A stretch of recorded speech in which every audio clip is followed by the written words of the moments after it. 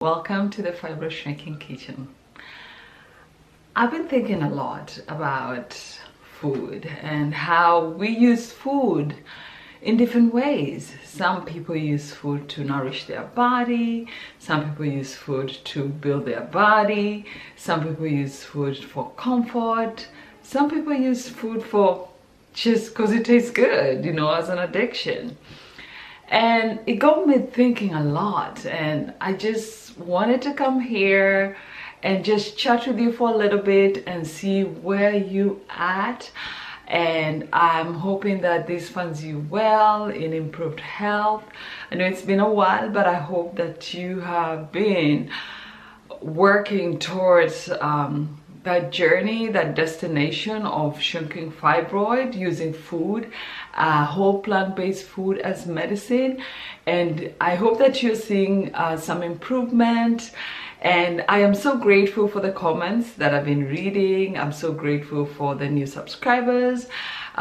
Your comments, they get me emotional every time I read, because I started this channel with the goal of just reaching out to any woman out there who is looking for some answers, because you go to the doctors and they're not the best people to communicate fibroids sometimes, not all the time. In my experience, not a lot of doctors can give you the alternative ways of how to shrink fibroids naturally. So this is what inspired this channel to come here to share my experience.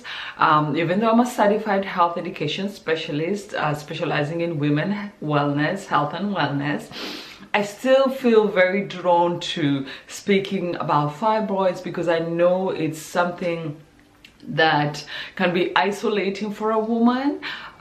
It can really take a toll on your confidence, and I know that some women can, they don't know how to deal with it, so they do keep it to themselves, and they just live their life going through this pain, this emotional pain, this roller coaster of and dis-ease in the body, and they don't get to talk to someone, because not everyone will understand about fibroids. You go to talk to someone about fibroids and not everyone will get to understand. So I wanted to come here to I want to check in with you. I want to see how are you doing? What are the changes that you've been making? Are you seeing any improvements? Are you talking to people, or people that you trust, that are open and will give you open, honest feedback, about this health and wellness, these fibroids, this disease in our wombs? Are you speaking positive? Are you speaking life to your body? Are you speaking good things to your body? Are you absorbing good energy? And are you really doing your best to improve your health and wellness, mentally, physically, emotionally, wholeness, wellness, wholeness? Are you thriving? Are you making this a lifestyle, or is it like a one-time wonder for you and then you're back to like doing the same old things? So I just want to check in with you and talk to you maybe a little bit about using food as comfort. Because the other day I found myself, for people who have watched my videos, that I'm not so drawn, I'm not so big on eating bread. The reason being, when I initially started detoxing, I completely went vegan and we took out gluten. I really went I went full blown, and I think that was the key to my success of shrinking fibroids naturally. For 6 months, I just went full vegan and reduced my gluten consumption. And so I was thinking, my son asked me for a slice of bread, and I was like, okay, sure, I'll give you a piece of bread. And I slathered some peanut butter. And so, because I don't eat bread that often, and if I do, I'm a human being, it's not like I don't eat bread at all, but I don't care for it. I just buy it. I buy for, my other members of the family, but they also don't consume it that much. So, you know, I took this bread, this slice of bread, and, you know, I was like, oh, you know, sourdough bread. For those who eat sourdough bread, oh, it's delicious. It's good for your gut. So I took a bite and I was like, oh my God, it tasted so good. And it was so good. It was so comforting. It was so yummy. And I was like, oh, this is so good. And then I took another bite, and then I went to the third bite, and then I was like, okay, listen, this was for my son. I started to indulge, and nothing wrong with that, but that's how you can be drawn to food. It gives you comfort, it gives you that feel good feeling. And they make it, most of the comfort foods, unfortunately they make it so sweet, so full of fat and salt and yummy, and the moment it hits your mouth you cannot say no. So I was like, no, this is we gotta stop this, you know. I'm full. I'd already eaten dinner, so this was like a little treat or dessert for my son, and I was like, oh fine, you know, I was like, I don't need to eat this bread, I'm full, I just wanted a bite, and that's good. But if I let myself continue, I would have gone for 2 slices with the peanut butter, because it just tasted good. So this is a scenario where we find ourselves consuming the same foods and that make us sick. It's so hard for our mouths to resist. We are so in it that letting go is becoming a problem. And if you're on that point where you are really struggling from detaching yourself from the foods that are inflammatory, the foods that are inflammatory to your body, the foods that are causing more damage to your body, causing imbalance in your body, making estrogen grow even more. If you're on that point where it's hard for you, you're battling between letting go and going full in, you know, to really do the work, I just want you to think about what is really bringing life into your body. You know, when you look at your plate, when you're consuming your plate every day, you eating 3 meals a day plus, you know, snacks. When you look at your plate, is it full of life? Do you see colors? Because when you don't see that, you're not really no judgment here, you know. I just want you to think about when you are consuming something, when you're looking on that plate, you know, do you have live food there? The food that shrinks the hormones, the food that balance your hormones, the food that will give you the nutrients, the vitamins that you need in order for you to get that improved health, to shrink the cyst, to shrink the fibroids, to give you energy, you know. So if you're stuck where you're struggling between letting go of the foods, and by now you have a general idea, watching my videos, other videos on YouTube, Dr. Google, you have an idea of the foods that if you're trying to shrink fibroids, or you're in that process of using food as medicine to shrink fibroids naturally, there are foods that you totally need to eliminate for a period of time, you know.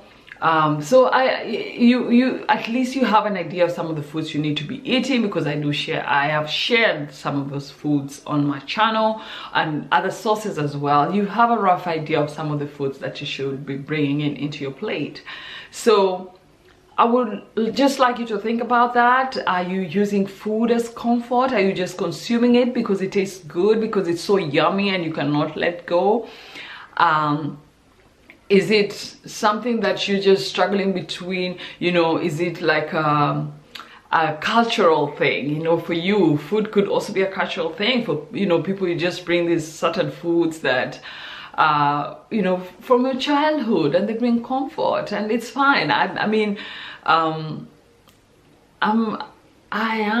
from Kenya, and there's some foods I still make, not so much, but there's, you know, there are things that I still bring into like my lifestyle now and for the family.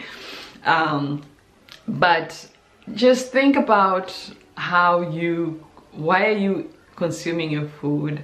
What is the purpose for it? Are you very mindful on what you're eating, what you're putting into your body?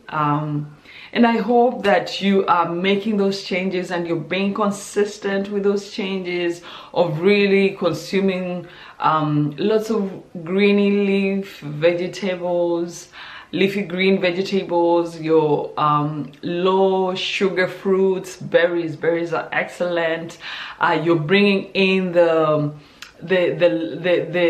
good, great grains that are not inflammatory.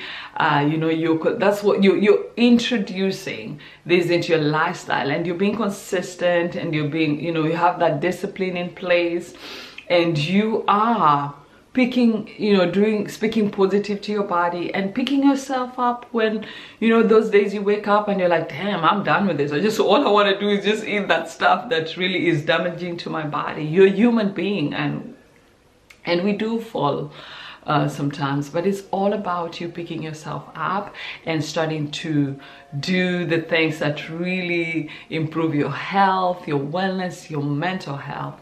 So if the fibroids are still there and you're doing the work, and I mean doing the work means you're putting in the effort with where you at, with what you have, because I also do understand there's so many factors can make someone not to really make those changes that they desire to make, you know, such as you don't have access to, you know, good grocery stores that stock up on the seasonal fresh veggies and fruits and the specific grains that, you know, are good for you.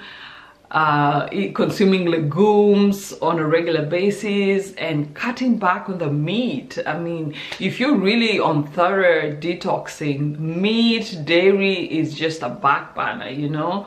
It's not something really that is supporting you in your health and wellness. I have reintroduced fish and eggs, but it's not something I eat on a regular basis. I can go a week without consuming eggs or fish, you know. I do use a lot of black beans, pinto beans, lentils. I use a lot of that as my source of protein, and I'm happy. I mean, I've been not consuming red meat and white meat for, I believe this is now 8 years or 9 years. It's been a while, and recently I went for my blood work to check everything, B12, my iron levels, vitamin D, all those things that, you know, you might be fearful of, and thank goodness everything came, you know, really good. So I would like to encourage you. I would like you to just keep at it. Think about how you use food, you know, to heal your body. Think about how, you know, what you consume. If you're doing your best and you're getting rid of any of the junk food, basically the dead food that are not really good for your body, that are not bringing all the good stuff to help you balance your hormones and shrink fibroids naturally, it's time to really reset. You know, it's time to reset. It's time to press that reset button and say, you know, I've been doing this for a while, it's not good for me. Hey, I'm a human being, but I can start over again. I can start and just keep at it and get moving. Let me drink my water, and good water, you know, filtered water.